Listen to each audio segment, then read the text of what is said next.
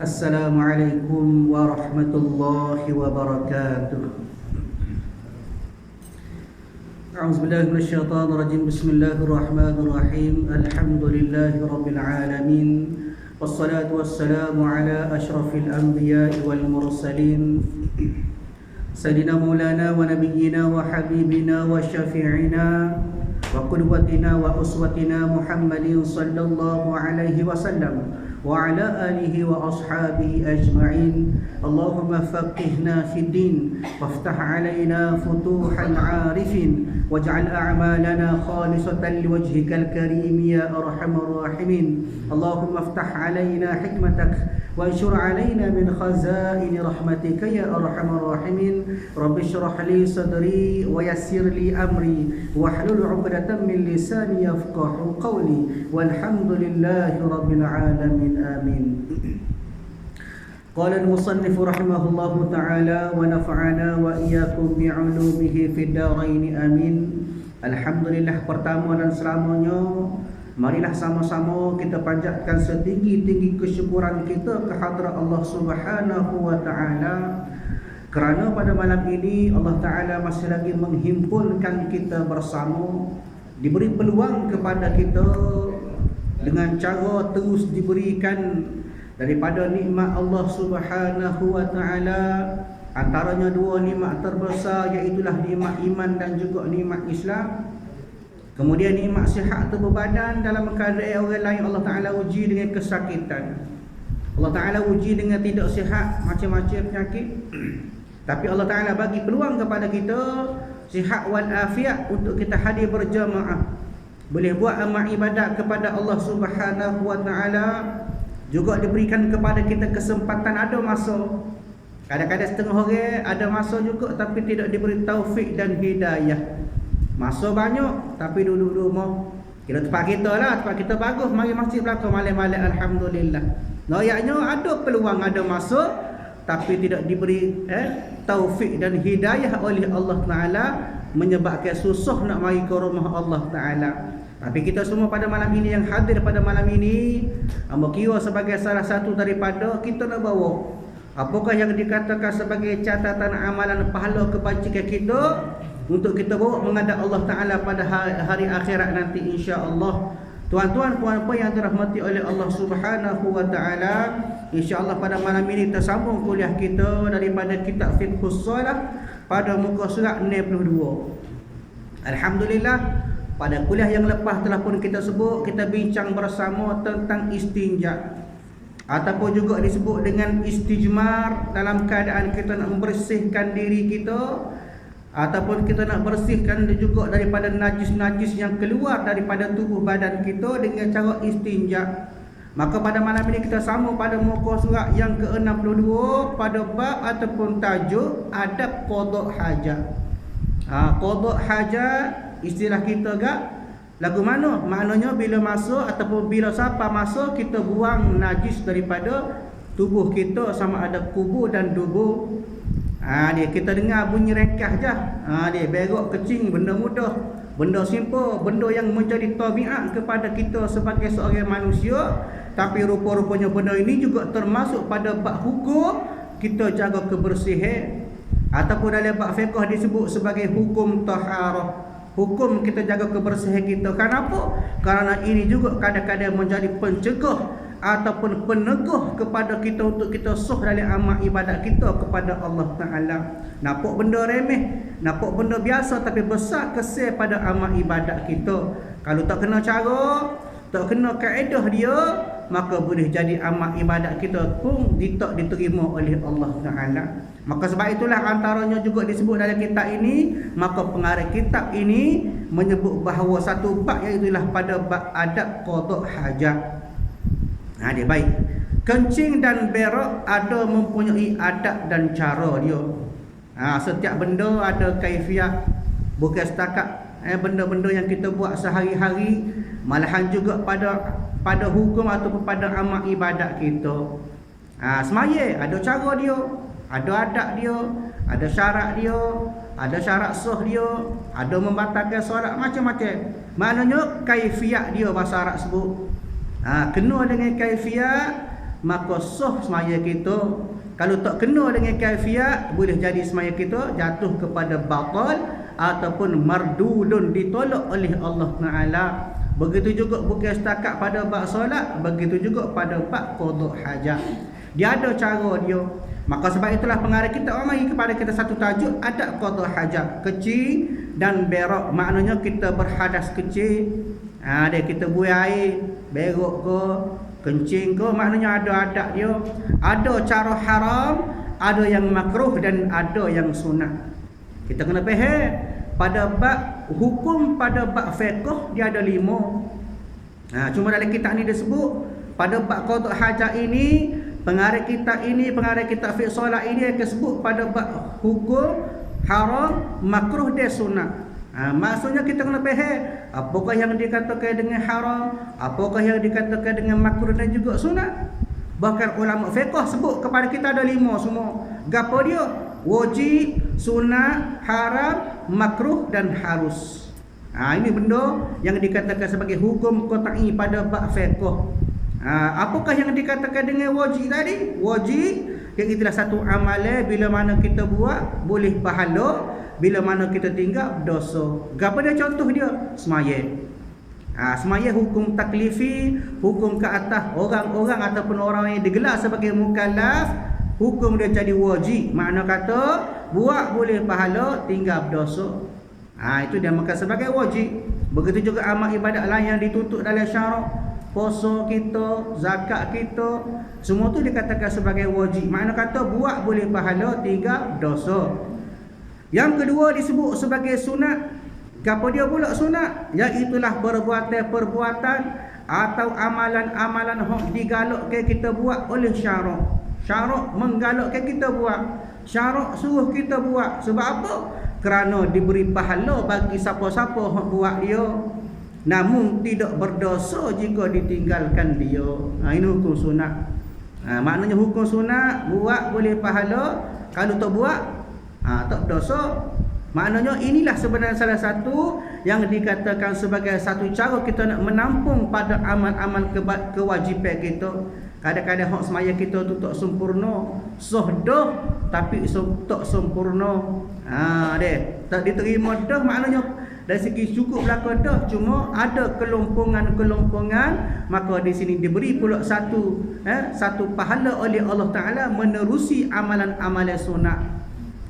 Makna kata kalau ada hak semaya-semaya kita hak baca-baca, contoh kita kata dari semaya tak sempurna dari segi bacaan kita, tak baca doa iftitah ke, tak baca surah ke, maka inilah yang dikatakan kita ganti, kita tampung ibadat wajib kita dengan amalan-amalan yang sunat. Tapi kena ingat dari segi prioriti ataupun keutamaan dia lebihlah kepada hak wajib. Dia hak wajib kena buat pukul mana pun, jangan tinggal. Adapun hak sunat bergantung kepada kita. Puasa rajin buatlah, puasa malas pun ajar buat. Dia boleh pahala. Tapi tak boleh buat juga, tak cakap juga nak buat mana, tak berdosa. Sebab apa? Dikatakan sebagai amalan sunat. Makna kata sunat ini buat boleh pahala, tak buat tak berdosa. Itu sunat. Yang ketiga dikatakan sebagai hukum haram. Apa dia pula hukum haram? Iaitulah amalan-amalan atau perbuatan-perbuatan yang mesti kena tinggal ke mana-mana pun. Kenapa? Kerana bila mana buat maka jatuh kepada dosa. Itu haram, kena jauh. Yang keempat dikatakan sebagai hukum makruh. Makruh ulama sebut sebagai karaha. Bahasa Arab sebut karaha. Karaha yakruhu. Dia timbul isim maf'ul makruhun. Tu kalau yang ngaji bahasa Arab. Gapo dia makruh tu? Maknanya amalan-amalan atau perbuatan yang digalakkan kita tinggal. Dia bila mana kita tinggal kerana Allah Taala, maka hukum makruh ini lebih taqarruba ila Allah, mendekat diri kita kepada Allah Taala. Dia kalau kita buat juga, maka dikira tak berdosa. Cuma bila sebut karaha, masuk bahasa Melayu dia dikatakan sebagai gapo dia karaha, maknanya benda hak Tuhan benci. Dia tak marah, tak dosa, tapi benda tu kalau boleh kita elak, sebab apa? Dibenci. Itu makruh ataupun karaha. Yang kelima yang mubah. Mubah ni maknanya harus. Maknanya hukum harus bila mana perbuatan kita, amalan kita hak disuruh kepada pilihan kita. Sama ada nak buat ke tak apa, tak buat ke tak apa, tak ada gapo-gapo. Kecuali bila perbuatan itu daripada yang harus jadi kepada sunat. Gapo dia? Contohnya kita nak sembahyang, harus kita mandi. Tapi bila mana kita tubuh kita terlalu berbau, maka jadi ke sunat mandi. Sebab apa? Boleh membawa kepada lebih khusyuk dalam ibadat solat kita. Maka hukum Islam sebut ada 5 inilah hukum yang asas. Baik. Begitu juga pada bab qada hajat, maka disebut oleh pengarang kita ada cara haram, ada yang makruh dan ada yang sunat. Kita kadang-kadang tak kira bila sebut bab qada hajat, tak kira asal boleh berak, asal boleh kecil, asal lega. Tak apa dah oleh kita deh. Tapi sebenarnya ada benda-benda hak kita kena jaga supaya apa? Supaya ataupun supaya kena dengan syarak. Supaya kena hak Nabi larang, hak Nabi ajar, supaya kena dengan hak Tuhan suruh. Barulah dikatakan bertepatan dengan syarak. Baik. Maka tuan-tuan yang dirahmati oleh Allah Subhanahu wa taala, yang pertama tengok tu, cara-cara haram. Hak haram ni kita kena ingatlah. Walaupun kita nak qada hajat, kita nak berak, kita nak kecil, ada termasuk pada bab haram kita buat bila mana kita dalam keadaan qada hajat. Apa dia? Yang pertama, menghadap dan membelakangkan kiblat jika di tengah badan. Kalau pasal semaya tepat lah. Maknanya tak boleh, hukum dia haram bila mana kita menghadap kiblat ataupun membelakangkan kiblat. Di kiblat Allah kau ni kita pun belakang supaya duduk lagu ni, kita pun buai air, maka haram hukum dia. Begitu juga kita menghadap kiblat, maka juga hukum haram. Tetapi tidak mengapa dalam tandas atau di tempat berdinding, kecuali zaman ni dalam tandas. Dia maka tak mengapa, maknanya dimaafkan. Tapi sebaik-baiknya sebolehnya kita pusinglah arah kiblat tu, jangan menghadap, jangan membelakang kiblat. Maka ulama sebut kepada kita, pengarang kita sebut apa dia? Dikira dinding ialah yang sekurang-kurang tinggi 2/3 hasta. Maknanya daripada 3 hasta, 2/3 tu dikira sebagai tinggi. Dia tinggi tandas. Dan sejauh-jauh jarak antara dinding dengan orang yang qada hajat tidak lebih daripada 3 hasta. Ni mudah, ada tandas belakang rumah. Dia kecuali bila kita dalam keadaan kita duduk tempat-tempat hak asing bagi kita, dalam hotel ke, pergi kemah ke sebagainya, maka berhati-hati sekiranya tahu. Kita tahu dah kiblat Allah kau tu, kita pun tahu juga kau tu, maka tak leh. Sebab apa? Hukum dia haram. Sebab itulah antaranya disebut oleh Nabi SAW. Disebut dalam kitab Fiqhul Minhaji. Satu hadis Nabi kata gana, Nabi kata, apabila kamu datang ke tempat qada hajat, maka kata Nabi, janganlah kamu menghadap ke arah kiblat dan jangan kamu membelakangkan sama ada ketika buat air kecil ataupun air besar. Ini hadis daripada riwayat Imam Bukhari rahimahullahu taala pada hadis 381 dan juga Imam Muslim pada hadis 264. Maknanya jelas kepada kita, Nabi sebut kepada kita haram hukum dia bila mana kita buang air dalam keadaan menghadap kiblat ataupun membelakang kiblat, sekiranya berada pada tempat hak tidak disediakanlah. Ada pun tandas mungkin nak buat tandas, sebab tu nak buat tandas pun kena beringat. Dia susun molek. Kadang-kadang sudah siap baru kuasa Allah tandas kita. Dia menghadap kiblat suka sama dengan masjid. Dia maka kalau boleh kita elak ke, boleh hajah-hajah lah. Kalau tak boleh kan nak buat orang no. Sebab tu nak buat apa-apa kena mengaji. Supaya apa? Supaya takut jatuh kepada hukum haram. Maknanya dalam bab qada hajat pun dia ada cara dia supaya tak jatuh pada hukum haram. Kita tak kira dah boleh masuk tanah pau, berak, kecing sebagainya, selesai tak apa, tak boleh. Kena beringat hukum. Jangan main-main dengan hukum. Benda ni telah disebut oleh Nabi SAW. Yang kedua, dalam tempat ibadat seperti masjid, surau dan sebagainya. Tempat ibadat kena jaga. Sebab itulah kita kalau boleh sebaik-baiknya, dulu-dulu pikat dulu ada. Pikat ni mungkin tak ada dah lah. Pasal tandah sekali dengan masjid. Rapat jepek. Dia tak ada dinding ataupun soal jauh dekat tu, wallahualam lah. Mungkin dalam bab yang lain, cuma sekali. Sebab apa? Sebab pada bab hukum ihtiyat, hukum cermat tak boleh. Sebab apa? Sebab dikira masjid itu sebagai satu tempat yang suci. Bila mana binaan sambung sekali dengan masjid, maka seolah satu bangunan. Walaupun kita kata ada pembahagian dia, alik ni jamban, alik ni bilik mandi, alik ni tempat ambil semaya, alik ni tempat semaya. Tapi bila mana binaan dia bercatur dengan masjid, maka dikira satu binaan.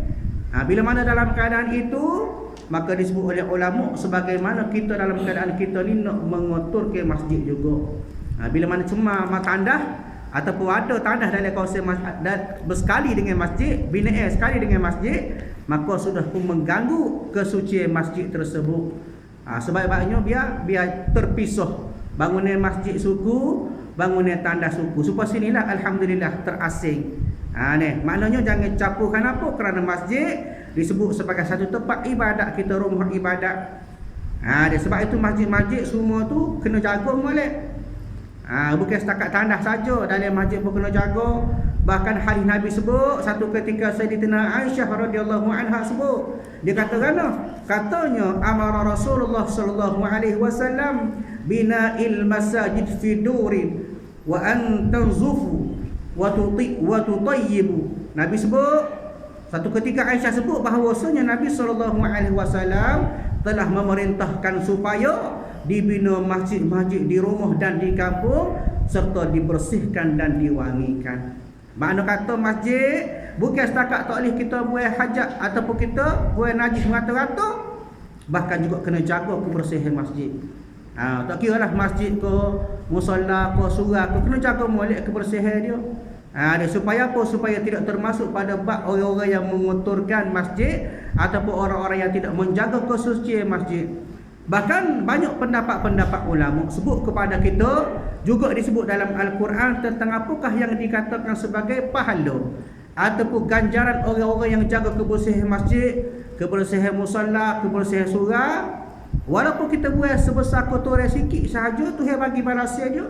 Bagaimana disebut oleh Imam Sayuti rahimahullahu ta'ala dalam kitab dia Lubabul Hadis, katakanlah man akhraja qadarahu minal masjid biqadari ma yaduru fil aini akhrajahu Allah taala min a'zami dhunubi. Ni hadis Nabi sebut atau disebut oleh Imam Sayuti dalam kitab dia, kata Nabi sallallahu alaihi wasallam, Nabi kata sesiapa yang mengeluarkan kotoran dari masjid dengan seukuran dipandang oleh mata. Ni maknanya beberapa mata yang dia sapu tarik cicok kita kata. Dia tolong kutik-kutik sapu hak ada. Dia maka Nabi sebut maka kata Nabi SAW, sesungguhnya Allah akan mengeluarkannya dari dosa-dosa yang besar pada diri dia. Ini kan jarak ataupun fadilah, kelebihan orang-orang yang jaga kebersihan masjid. Begitu juga dalam hadis Nabi yang lain, Nabi sebut man akhraja adza minal masjid bunyallahu lahu bayitan fil jannah. Siapa-siapa yang keluar kotoran daripada masjid, maka Allah akan membangun rumah untuk dia dalam surga. Ini balasan dia, kelebihan orang jaga masjid ni. Dia. Yang ketiga, Nabi sebut juga hadis riwayat Bukhari dan Muslim. Nabi kata dia hadis Nabi an Abi Hurairah radhiyallahu anhu fi qissatil mar'atil lati kanat taqumul masjid. Qala fas'alu anha an-nabi sallallahu alaihi wasallam faqalu matat faqala afala kuntum atantumuni faka'annakum saghru amraha faqala dhuluni ala qabriha faluluhu fasalla 'alaiha. Hadis Nabi sebut kepada kita, satu ketika Abu Hurairah cerita kepada kita berkenaan dengan seorang perempuan, seorang wanita yang jaga masjid. Dia sapu masjid, dia cuci masjid, dia bersih masjid. Tiba-tiba Nabi tanya pasal perempuan tersebut, duk mana kat dia ni? Lama tak nampak ni. Maka sahabat Nabi kata sesungguhnya dia telah meninggal ya Rasulullah. Mati dah dia ni Rasulullah. Maka Nabi kata, bapa kalian, bapa para sahabatku tidak royak kepada aku? Ni. Sebab apa? Sebab dikira seakan-akan para sahabat tersebut meremehkan kedudukan perempuan tersebut. Maka Nabi kata mari semua tunjukkan kepadaku di mana kubur perempuan tersebut. Lalu Nabi semaya atas kubur perempuan tersebut. Noyaknya balasan orang-orang yang jaga masjid. Nabi sendiri pun memberi satu kelebihan kepada seorang perempuan yang jaga masjid. Begitu juga hadis yang terdahulu disebut pada sebentar tadi, bagaimana orang-orang yang menjaga masjid walaupun buat sebesar berapa nampak mata sapuh daripada masjid, maka antaranya Tuhan kata, Allah Ta'ala kata dia akan buat segala dosa daripada tubuh. Begitu juga Allah Ta'ala kata akan dibina kepada mereka ini yang buat sapah daripada masjid ini akan satu gumuh dalam syurga. Tengok. Dia maknanya galakan kepada kita, al-hathu ala, maknanya satu galakan, didikan kepada kita untuk kita jaga kebersihan masjid, kebersihan surau. Ni kadang-kadang kita terlubuh awas masa sapah. Dia orang sapah ada dalam masjid, belak jadah ada ke tu ada ke ni. Ni ayatnya kebersihan kena jaga. Dia kenapa? Kerana hadis-hadis sebut kepada kita dah betapa Nabi sendiri menganjurkan kepada kita untuk kita jaga masjid. Sebab itulah pengarah kita sebut tadi, tak boleh untuk kita hukumnya haram sekiranya kita qada hajat di dalam tempat ibadat. Bukan setakat jaga kebersihan, bahkan kita nak buat hajat ataupun kita nak qada hajat sekalipun kena melihat kepada keadaan. Dia tengok kebersihan tempat-tempat ibadat sebolehnya dijaga daripada segala kotoran. Tidak layak kotoran itu berada dalam rumah ibadat kita kepada Allah Ta'ala. Dia tak nanti kau tak siap kerja. Kita bertanggungjawab atas rumah ibadat kita kepada Allah Ta'ala. Baik. Yang ketiga, hukum dia haram juga bila mana kita buat ataupun kita qada hajat tempat-tempat perhentian manusia dan jalan raya. Mana kata tempat tu tempat-tempat hok ramai orang. Ada tempat orang lalu-lalang, tempat orang pergi mari. Maknanya tak boleh. Patutlah ke mana? Kena cari tempat-tempat hok susuk sikit. Tempat tak ada orang, tempat hok tak ramai orang. Macam ni bagus, alhamdulillah ada tandah. Satu kemudahan kepada kita, maka ada tandah maknanya satu tempat yang sesuai lah. Tidak ada ramai orang lalu. Tidak, maknanya tempat tu tersembunyi, tersorok. Sebab apa? Antaranya disebut oleh Nabi SAW daripada hadis Nabi disebut oleh Imam Abu Hurairah radhiyallahu anhu bahawasanya Nabi telah bersabda. Nabi kata kan, maka takutlah kamu kepada dua perkara yang membawa kepada laknat. Maka sahabat tanya Nabi, ya Rasulullah, apa diakah dua benda tersebut? Maka Rasulullah SAW jawab kata, iaitulah orang yang membuat air ataupun qada hajat di tempat laluan ramai orang atau tempat mereka berteduh.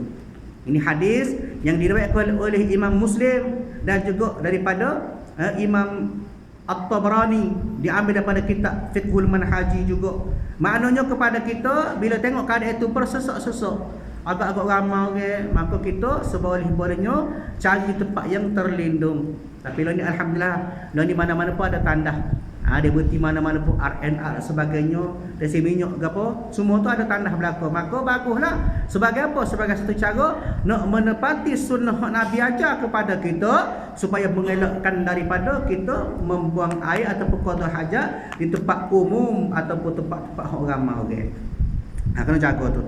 Baik, yang keempat, hukum haram juga bila mana qada hajat itu di dalam tempat kepunyaan orang lain kecuali diizinkan oleh tuannya. Ini pun pikat-pikat zaman dulu berkali ada. Lah ni mungkin kurang lah ataupun tak ada lah. Kalau ada pun mungkin agak kurang siomel lah, pesen-pesen orang. Ya.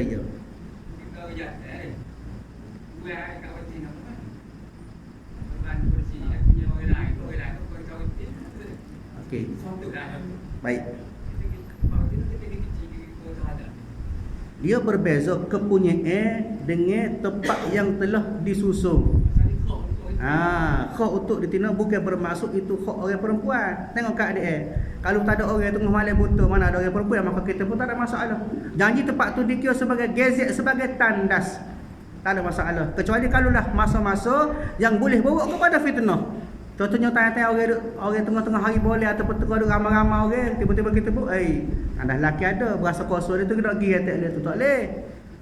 Dia maknanya hukum haram tertakluk kepada tempat hak orang lain, kepunyaan dia dah. Memang hak dia. Contoh kita kata tanah kita hari ni, tanah sebelah ada juga. Kita tak siapa cemar tanah kita pupung berok ada kawasan rumah orang sebelah. Dia maka dikira tu hak orang. Itu dikira sebagai hak. Ada kalau tandas-tandas ini dinamakan sebagai tempat hak telah diatur dan disusun. Khusus, betul khusus. ini perempuan, ini lelaki, tapi tengok pada keadaan. Sebab apa? Pasal tu dia sebagai bukan hak. Cuma tempat yang disusun sebagai satu kemudahan. Kalau hak dia tak boleh konsep, tentu tak kira dah lelaki perempuan tentu dah hak dia tak boleh dah. Tu kira hak. Ada pun tempat hak disusun comel dah, ni perempuan, ni lelaki. Ada peluang ataupun kita kata ada ruai-ruai yang boleh menyebabkan tidak mendatangkan fitnah. Maka boleh, tak ada masalah. Ataupun lebih-lebih lagi program lelaki, program muslimat tu terlibat, tiba-tiba tandas sebelah kosong, kita sakit perut, tandas lelaki penuh. Contohnya kita kata semaya Jumaat lah ni. Semaya Jumaat, orang semaya Jumaat ni orang lelaki lah umumnya. Tak ada orang perempuan semaya Jumaat. Maka dalam keadaan itu boleh, tak ada masalah selagi tak mendatangkan fitnah. Sebab tu dikira hak, bukan dikira hak. Adapun hak ni tentu dah hak dia. Ataupun kita kata rumah dia dengan rumah kita, kita pergi berak rumah dia, dia tak beri kalau kira, tak minta tak apa, maka tu baru dikira hak. Sebab hak dia. Baik. Baik. Maknanya dikira sebagai hak, iaitulah kepunyaan orang lain, kecuali diizin oleh tuan dia. Tuan dia kata tak apa, rumah demo tandas penuh, mari berak rumah kawan lah. Tak apa, itu dikira diizinkan. Dah. Baik. Yang kelima, dikira hukum haram juga di dalam lubang yang diketahui ada binatang di dalamnya. Hak ni pasal berak, tidak berak dalam tandas lah ni. Tidak berak dalam tandas, maknanya dia berak mungkin di hutan ke, mana-mana tempat ke, tak dalam rok ke, maka tiba-tiba ada lubang. Dia kita jongok kepala ular ataupun jongok kepala berak lubang. Kita tak boleh doa. Berak juga tak boleh, hukum dia haram. Walaupun tali'ah, bila hukum haram, sebaik-baiknya kesok tapi lah jangan duduk atas lubang. Atas tanah tak apa, muka tak ada lubang. Deh, cari tempat nusuk sikit. Maknanya tak ada masalah. Cuma jangannya bila mana ada lubang, ada binatang dalam. Kenapa? Kerana itu adalah dikira sebagai menyakiti ataupun mengambil hak binatang tersebut. Dah lubang dia, kat hak dia lah, rumah dia. Supaya tak adil lah. Maknanya dah kita minta izin tak boleh dah. Bagi tu tak boleh minta izin. Maknanya kita mengalah cari tempat lain. Kalau nak buat juga atas tu, maka hukum dia haram. Kenapa? Kerana mengganggu dan juga menyakiti akan binatang hak duduk dalam lubang. Sila-sila gaya pas kita kena patut ni. Semua pun dikira binatang juga. Cuma kita suka ke binatang sumuk ni, mungkin di segi lubang dia tak apa nak nampak lubang sumuk ni. Cuma kalau kita pergi bahasa ni sarang anak-anak, dia kurang dia. Sarang anak-anak ko, sarang semut ko, jangan terbenggilah. Luah tempat lain, luah lagi. Maknanya elokkan, kenapa? Bukan setakat boleh memberi mudarat pada kita, dalam masa yang sama juga kemungkinan besar boleh membawa kepada hukum haram tersebut. Maka kena mengelak. Baik, yang keenam, di atas kubur. Atas kubur ni bahasa dia adalah, bila sebut kubur, maka kita faham dah tempat kita mengebumikan jenazah. Tempat orang mati, tempat simpan mayat, itu dinamakan sebagai kubur. Maka hukum dia haram. Bahkan hadis Nabi sebut wala tajlisu 'alal maqabir. Satu hadis yang begitu, orang kata satu hadis yang memberi kontroversi. Di sini hak diperjualkan antara hadis-hadis yang jadi kontroversi. Sebab apa? Nabi sebut kepada kita fala tajlisu 'alal maqabir, jangan duduk atas kubur. Kita bukan sekesel dia nak tabligh, dia duduk atas tabligh dia pun takut. Kenapa Nabi lagi duduk atas kubur? Maka ulama sebut duduk lagu mana? Bil bauli wal ghaid, dengan kecing dan berak. Ulama sebut pula lagu mana keadaan? Iaitulah bila mana diyakini bahawa perbuatan kita tadi yang pertama mengganggu kesucian dia. Kita berak, kita kecing. Bukan setakat tu kita buang najis lain ke, buang sampah tak boleh juga. Hukum dia jadi haram juga. Adapun kalau duduk sekadar duduk, tambah-tambah tak ada tempat kubur rapat-rapat, maka setengah ulama sebut bahawa tidak ada masalah. Cuma kita kena faham, duduk dengan cara kita duduk tu nak menghina ke atau sekadar nak duduk. Jenis kita kadang-kadang tua sakit lutut, ada juga biasanya kita kursi-kursi tak ada, maka kita pun ambil nak duduk. Kenapa? Berasa lenguh lutut. Maka tak ada masalah. Dengan syarat jangan niat dalam hati kita nak menghina ke keadaan kubur tersebut. Sebab apa? Sebab benda ni berlaku di tempat kita je. Kubur lain tak ada belindang. Kubur lain tak ada batu nasihat tu, dia lagu tu je. Maka tidak ada peluang duduk atas kubur. Dan sebab itu benda ni, isu ni berlaku tempat kita. Yang mau duduk jangan duduk atas kubur, jangan duduk atas kubur. Kenapa? Ada belindang tempat kita. Maka hukum dia kalau ikut ulama sebut selagi kita tidak niat nak menghina ke kubur, selagi tidak mengganggu kesucian kubur, maka tak ada masalah. Kena faham molek. Kecuali kita saja-saja duduk, kita segar, ada berasa kita orang muda lagi, tiba-tiba orang tua cacat kita cokoh atas bidet. Itu tak kena lah. Kenapa? Kita nak jaga juga. Sejaga tu maksud jaga bukan setakat jaga seboleh mungkin. Ni baik. Maknanya atas kubur tak boleh kita qada hajat buat najis kita. Bahkan apa saja najis sekalipun tak boleh juga. Kenapa? Nak jaga kesucian kubur tersebut. Baik, yang ketujuh di atas makanan. Ini jelaslah. Kenapa? Kerana makanan itu merupakan satu benda yang suci. Makanan merupakan satu benda yang suci. Bahkan makanan ini boleh bawa kepada rajinnya kita atas amal ibadat. Dengan makanlah kita boleh buat amal ibadat, perut kenyang selesa, boleh semaya, boleh buat gapo-gapo atas amal ibadat. Dia makanan juga benda yang suci, maka tak boleh nak qada hajat atas makanan. Dia bukan dia lah pasal orang berok atas makanan ni. Something wrong, mungkin orang disebut something wrong, ada benda pelik tu, ada masalah. Di maknanya kalau kita orang waras tengok benda tu atas kesucian, maka tak perlulah kita dia nak mencemarkan makanan dengan cara kita qada hajat. Hukum dia haram. Walaupun kita dengan niat kita nak mempermain-main ke saja, tak boleh. Hukum tak kira kita bergurau ke, kita sungguh ke, kita niat ke, kita tak niat ke, bila hukum maka jatuh. Ni baik. Yang ke-8 di atas tulang kerana ianya makanan jin. Dia makanan jin, kita kena ingat bahawasanya tulang itu juga antara makanan jin. Bagaimana hadis Nabi sebut daripada Imam Tirmizi rahimahullahu taala, disebut bahawa satu ketika Nabi bersabda.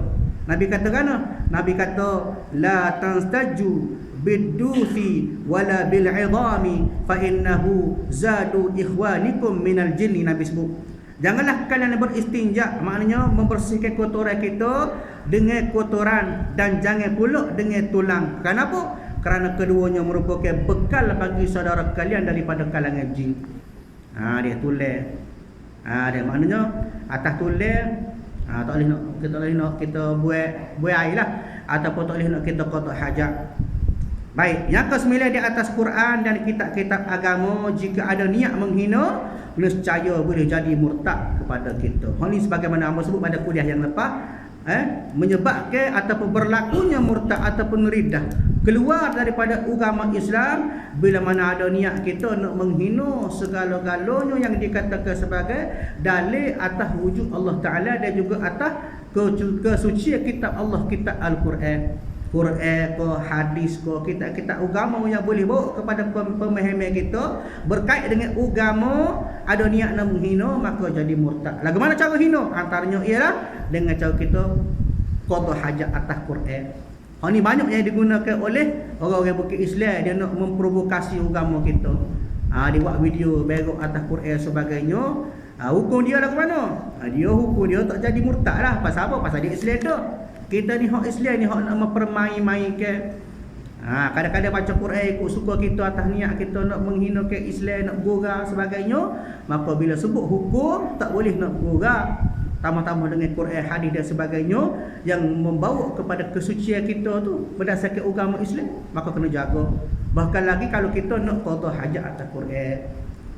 Maka sebaik-baiknya jagalah.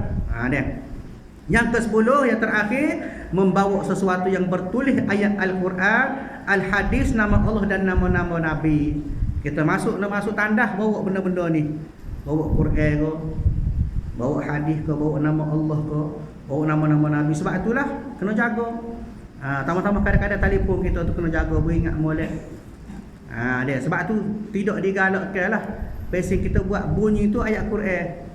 Orang manggil tu kadang-kadang bunyi selawat. Dia bagus. Tapi takdirnya kalau kita duduk dalam tandas, tiba-tiba orang manggil, maka bunyi selawat telefon kita dalam poket. Sedangkan kita dalam tandas, maka hukum dia dikira haram, dosa kita tu. Hak je buat tu. Dia nak buka tu dah dok, mana ada orang buka Quran dia tengah buai dia tengah buka tak ada. Kadang-kadang benda-benda lagu tu. Orang manggil bunyi ayat Quran, orang manggil bunyi nasyid hak ada ayat-ayat Quran ataupun zikir-zikir, benda-benda mulia, tiba-tiba berbunyi dalam tanda, maka hukum dia haram. Kena jaga molek dah. Baik. Maka tuan-tuan yang dirahmati oleh Allah Subhanahu wa taala, Masa sakat itulah perkongsian kita pada malam ini berkenaan dengan apa yang dikatakan sebagai perkara haram dalam keadaan kita nak qada hajat. Kena ingat, apa saja benda kita buat, tengok pada hukum dia. Nak tahu hukum, kena mengaji. Tidak faham dengan sendiri benda ni, kadang-kadang kena mengaji, kena faham supaya apa? Supaya benda yang kita buat dalam keadaan kita sedar benda tu boleh bawa kepada benda yang membawa kebaikan semata-mata. Jangan ada perbuatan kita buat tu tanpa sedar jadi hukum haram. Adakah kita dipersalahkan juga? Ya. Kenapa? Kerana kita tak mengaji. Jadi caranya kita ihtiyat sambil-sambil mengaji, sambil-sambil tu kita jaga daripada perkara-perkara yang kita rasa bercanggah dengan syarak, jangan buat dulu lagi. Jaga supaya apa? Kerana supaya kita nak kehidupan kita setiap hari kita, apa saja kita buat, apa saja tindakan kita, semua itu Allah Ta'ala redha atas kita. InsyaAllah tuan-tuan yang dirahmati oleh Allah, kita sambung kuliah kita pada masa akan datang. A'udzubillah minasyaitanirrajim. Bismillahirrahmanirrahim. Alhamdulillahirabbil alamin wassalatu wassalamu ala asyrafil anbiya wal mursalin wa ala alihi wa ashabihi ajma'in. Allahumma inna nas'aluka ridhaka wal jannah wa na'udzubika min sakhatika wan nar. Allahumma innaka 'afuwun karimun tuhibbul 'afwa fa'fu 'anna wa 'an walidina wa 'an jami'il muslimina wal muslimat والمؤمنين والمؤمنات برحمتك يا ارحم الراحمين. ربنا آتنا في الدنيا حسنه وفي الآخرة حسنه وقنا عذاب النار. وصلى الله على سيدنا محمد وعلى آله وأصحابه أجمعين والحمد لله رب العالمين. السلام عليكم ورحمة الله وبركاته.